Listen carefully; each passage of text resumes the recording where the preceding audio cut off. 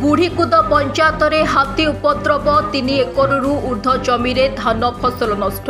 केन्दुझर जिला घसीपुरा निर्वाचन मंडली आनंदपुर ब्लॉक अंतर्गत बुढ़ीकुद पंचायतर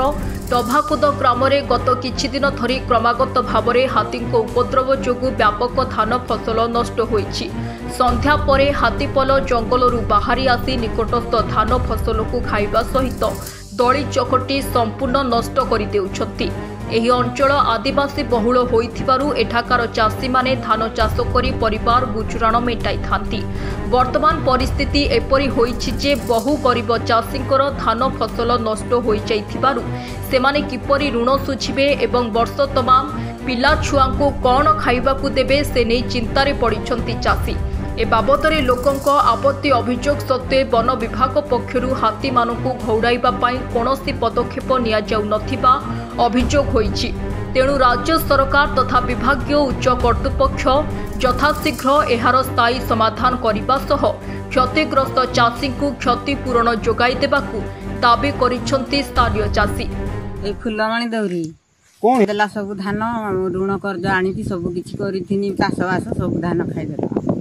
छुआन को पुषा को दाना ना कौन जा मुई करी कौ उपाय कर चलि छुआ मैंने कौन खाइबे से दाना मोर न मिलवा पर्यंत आत्मा कांदुची कौन कहबी आउ कि करूना कौ देश में मुई चलि ये आमर कहवा कारण पड़ुची कौन कह 2-3 एकर जमी भाया। निरंजन देहुरी मोर गाम हूँ टभाकुद बोली बाहर थिया समय हाथी पूरा नष्ट करदेले। जदि नष्ट कले गत वर्ष ठू आज्ञा गत वर्ष ठू आज्ञा मुई फॉरेस्ट डिपार्टमेंट आसिक फोटो उठेले कहला पट्टा दियो से डॉक्यूमेंट दियो तुम अकाउंट दियो सब देनु तेणु किछि नाई जदि हम चुप रहीनु आ गहन मुंडा फॉरेस्ट दिन आसला फास्ट जो आरंभ कला ताकू कहनु आज्ञा आसतु हाथी खाई आसिले मैडम सहित जदि आसिले आज्ञा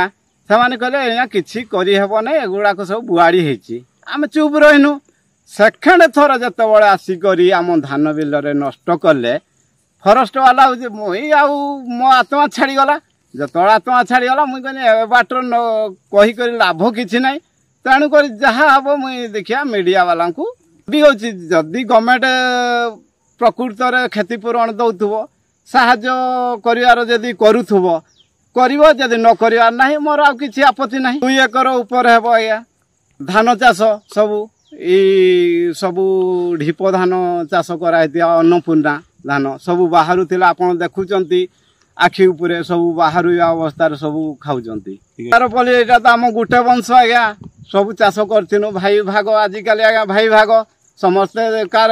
5 कियारे कार 10 कियारे ये भाया लास्ट वर्षा अभाव बेलू आज्ञा देखु जमी मोर सब पड़िया पड़ी एगा को सब आगे विहन धरना पर मुझे आज्ञा से मो आत्मा टोटाल विहन मुई 15 पड़िया विहन तला गाड़ी देखु तला गाड़ी नष्ट कला ये परिस्थिति आज्ञा मोर आत्मा कांदिला तला आपन को साहाय्य सनुमति मागिली जदि आमर भोट देइछो बोले अधिकार अछि बोले कहलु जदि आपण से आमर मोहन सार जदि आम कथा बुझिबे वन विभाग कोटी कोटी टंका आज्ञा दउची वन विभाग चारा फारा दुनिया कथा